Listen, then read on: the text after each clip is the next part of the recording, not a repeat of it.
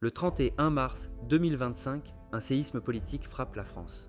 Marine Le Pen, figure centrale du Rassemblement national depuis plus de 15 ans, est condamnée à 4 ans de prison, dont 2 fermes, et 5 ans d'inéligibilité.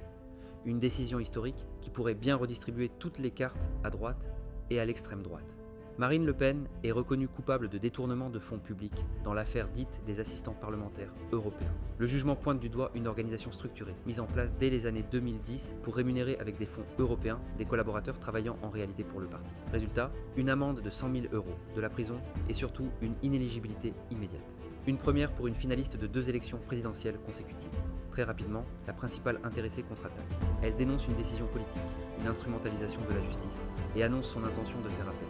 Mais l'effet est immédiat. Légalement, Marine Le Pen ne peut plus, pour l'instant, se présenter à la présidentielle de 2027. Une claque, pas seulement pour elle, mais pour tout le Rassemblement national. Car derrière la façade d'un parti discipliné se cache une réalité plus fragile. Depuis des années, Marine Le Pen incarne à elle seule l'identité du RN, son nom, son image, son histoire familiale. Sans elle, le parti perd son principal repère. Alors une question se pose, qui pour reprendre le flambeau? Le premier nom qui revient, c'est celui de Jordan Bardella. À seulement 29 ans, il est déjà président du RN depuis 2022. Proche de Marine Le Pen, jeune, charismatique, il coche toutes les cases. Il séduit une base militante qui voit en lui un visage neuf, moins marqué par le passé sulfureux du Front National. Depuis la condamnation de Le Pen, il multiplie les prises de parole, affirmant être prêt à incarner la relève si nécessaire.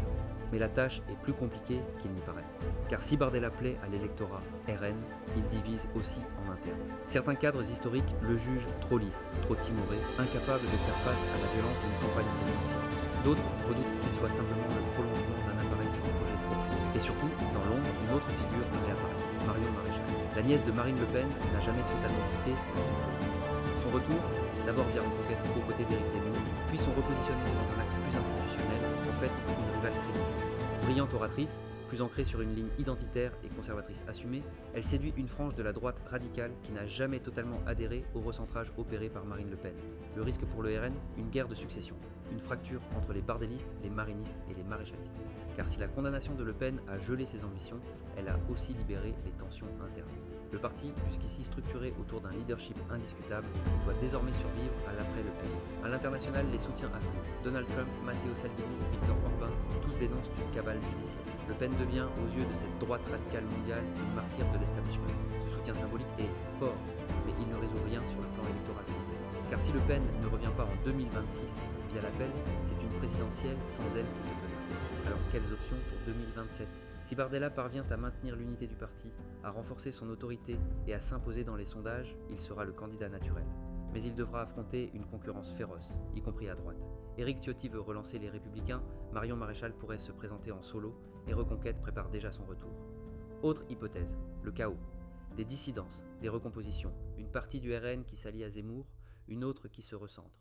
Dans ce cas, la présidentielle deviendrait un champ de ruines pour l'extrême droite, incapable de peser face à un candidat de droite classique et à un bloc central toujours en place. Enfin, n'excluons pas un scénario à rebondissement. Marine Le Pen a fait appel.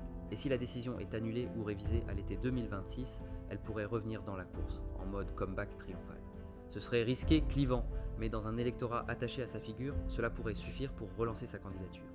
Une chose est sûre, la droite radicale française entre dans une période d'incertitude inédite.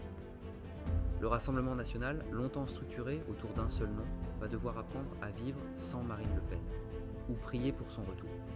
Car en 2027, ce qui est en jeu, ce n'est pas seulement un nom, c'est un électorat, une stratégie, une capacité à transformer des colères en pouvoir, et pour l'instant, tout est à reconstruire.